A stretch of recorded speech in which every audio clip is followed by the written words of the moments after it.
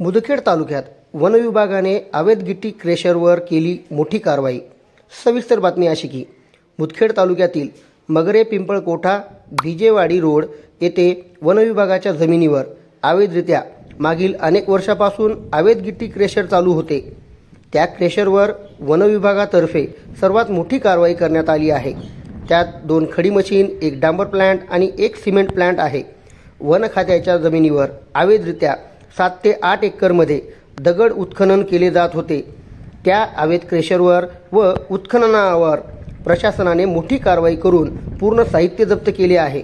आता जनतेतून प्रश्न विचारला जात आहे की प्रशासनाने आजपर्यंत ही कारवाई का केली नाही। करोडो रुपयाचा महसूल शासनाचा बुडाला तेव्हा अधिकाऱ्यांना जाग आली आहे का आणि आत्ताच कारवाई का करण्यात आली।